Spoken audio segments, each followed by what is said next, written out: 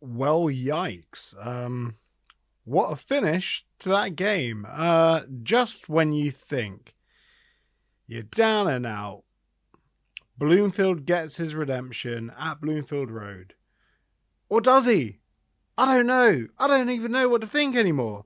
Well, honestly, that was a crazy game. A frustrating game. An undeserved point. But mostly I really feel happy for the fans, the 500 fans that travelled up there midweek. That is no mean feat. Going to Blackpool, no mean feat. Fair play to every single one. And they got the bare minimum they deserved. Because that performance, in parts, was absolutely diabolical. Now, I'm not talking about the performance of the overall team. Well, the overall team performance wasn't great either. It was good in parts, but I'll dissect it. And with my trusty FOTMob momentum graph, when you look at it, you can see that it was indeed a game of 4 quarters, not 2 halves. So for the first half of the first half, it was Blackpool that dominated for large amounts of the game. I always do this. I'm getting ahead of myself. So we started with a back 4. Can you believe it? 2 games in a row, back 4. So that was, this time, Mengi comes out with an ankle knock, allegedly, and Bramall comes in for a start. I'm absolutely delighted with Bramall. He looks like he's whipping a ball quite well, so fair play. Whipping in balls is pretty much the only way that we create any chances, because virtually nothing comes through the middle. Fanny generated quite a bit through the middle. We had one great chance, one where he ran into the keeper, managed to salvage the ball, turn it around, and generate a chance for Zach Nelson. I think Nelson should have taken that first time, and then Ali just ballooned it over the bar. Anyway, I'm getting ahead of myself. Back 4. Bramall, Anderson, Naismith, the other way around. So Naismith was on the left next to Bramall. And then Makoso. The wandering Makoso. He gave so much space to CJ Hamilton all the time on the right-hand side. They kept hitting him over and over and over and over and over and over again. Just kept hitting CJ Hamilton. It was repetitive. And in all fairness, should have been snuffed out before CJ Hamilton scored his opening goal. Right, midfield 2, double pivot, Saville and Fanny. I like that double pivot. I think that is excellent. Saville, the more conservative of the two. Fanny, he likes to get forward. He penetrates. He gets deep into the box. It's nice. He drives with the ball. He actually does what a lot of our players don't do successfully. A lot of players try that, but they don't succeed. Mostly it's a case of running with the ball. And everyone knows you can pass the ball faster than you can run with the ball. So if you're trying to drag players, the opposition, out of position, you need to pass the ball, zip it around. And that is one thing we just do not do. We do not zip the ball around. And that is something Blackpool did in the opening exchanges of this match. And then we had a front 4 of Ali, Morris on the right, Zach Nelson in the middle, who I thought was all right until just after half time. But then Naki Wells, who was completely anonymous throughout the game. Whenever a ball was whipped in, and this was something I just kept saying on Discord and our WhatsApp groups, the balls are getting whipped in, flashed across, like between the back of the defender and front of the goalkeeper. And you know who would have put them away? James Collins would have put them away. Naki Wells was always way too far. He was behind the defenders, pretty much on the penalty spot, always expecting the cutback. I don't know what they do in training, but when they're doing crossing, they obviously exclude Naki Wells because he didn't have a Scooby where these crosses were going to go. But you can just use your footballing intelligence, really, to see where the cross is going to go. If there's like a line of defenders blocking the cutback, it's obviously not going to get cut back, is it? Try and get in front of them. Because if the player's in front of you playing it back, you're not going to be offside. And James Collins got so many goals like that, where Jack Stacey would get beyond the last man, flash it across the face of goal. And I lost count. I think it was 3, 4 maybe, when the ball just flashed across and Nahki Wells was miles away from it. Can't win his aerials. I think he had 9 touches in the first half. It was actually pretty piss poor. And their first goal, far too easy. But, it made the second goal look, made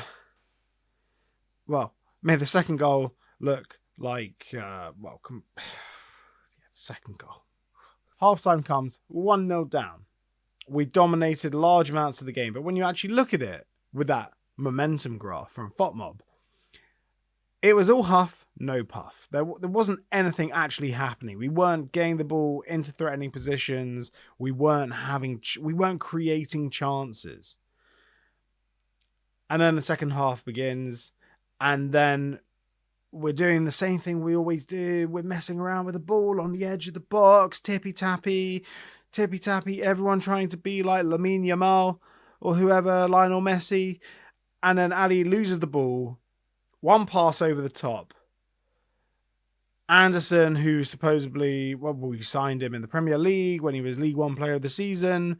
Anderson completely regressed as a player.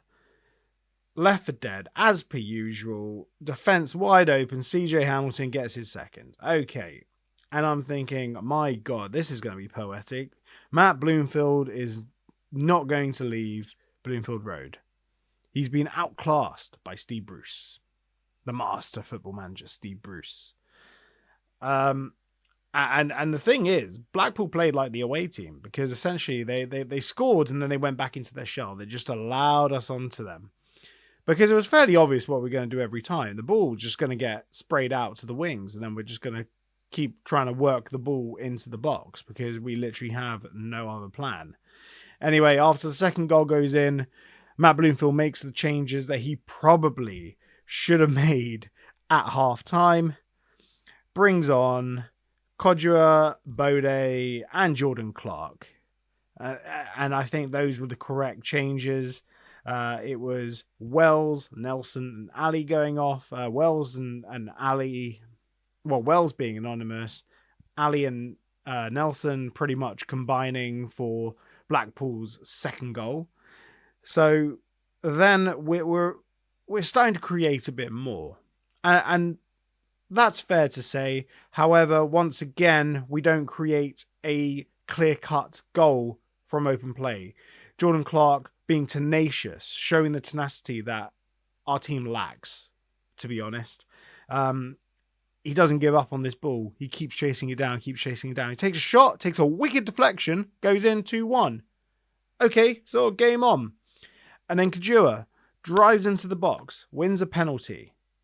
I don't know if he was pretending to be injured, but he gets up and celebrates. Like, yeah!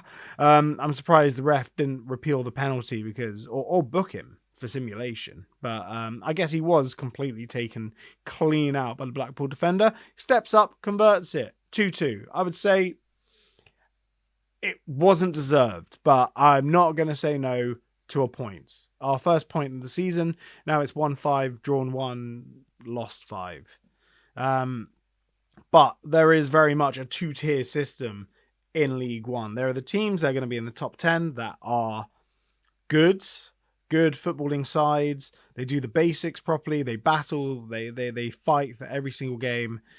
And physically, they're very, very strong. And then there's the chaff at the bottom. And I'd say we're not in the chaff at the bottom because we'll get draws and we will beat a lot of them as Peterborough, Burton.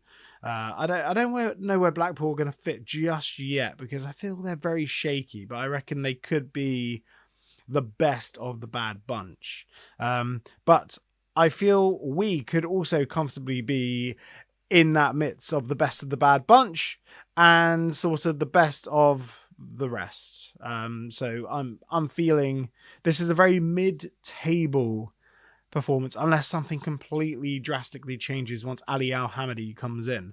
But I'm not about pinning my hopes on one player. I just don't see how that is going to change anything. And whether you're Bloomfield in or Bloomfield out, I will tell you, it doesn't matter.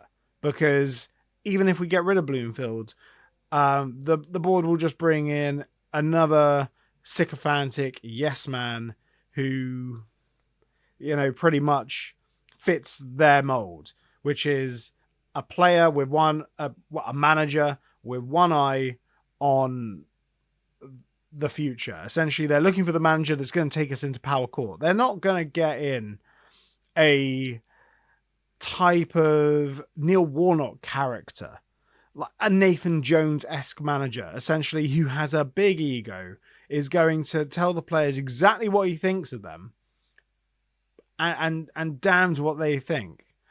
They're not going to do that. They're going to get a guy in that will essentially bow to the recruitment team and what they want to bring in and the identity of the club, not someone that is just going to break that and do whatever he wants to do to get us promoted, essentially. So I guess we got to back Bloomfield. We got to keep backing the team and hope that we actually turn around these performances, get them going consistently throughout 90 minutes, because right now it's very stop, start, stop, start. We need a good performance against Stevenage because they are very much in that category of the 10 clubs that are good. They know what they're doing. They're physical. They're well drilled and they can play football. Alex Ravel has done a fine job there. So yeah, we just got to keep going. We got to keep going and be grateful for the point. But I still don't think we're going to get relegated. But I don't think we're going to get promoted. All that stuff Gary Sweet was saying about automatics of the aim, minimum playoffs, dream on, Gary. It's not going to happen. Not when you look at the team. If you watch the same game I watched tonight, not going to happen. But hey, we got a midweek catch-up tomorrow at 9 p.m. or on Wednesday at 9 p.m, depending on whenever you're watching this, because this will go out pretty late on a Tuesday night. Everyone, have a great rest of the week and catch you on the midweek catch-up. And most importantly, come on, you Hatters!